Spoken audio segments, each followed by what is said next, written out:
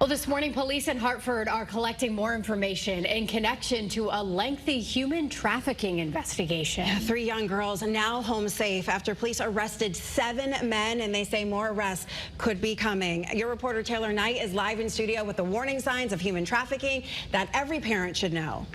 Experts say there's been a drastic increase in online trafficking, and it may be more common here in Connecticut than parents realize. According to the Department of Homeland Security, traffickers often hide their true intentions by forming a relationship with the victim. Then they use modern technology and social media to exploit that victim.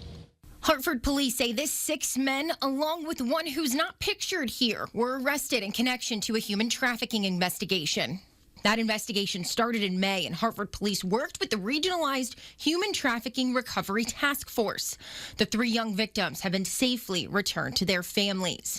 Nadine Thomas is the executive director of Underground New England, a nonprofit organization in Hartford that provides support to human trafficking victims. She says right now the organization is helping 24 trafficking victims from 20 different communities across Connecticut. Thomas says there are some red flags that parents should be on the lookout for.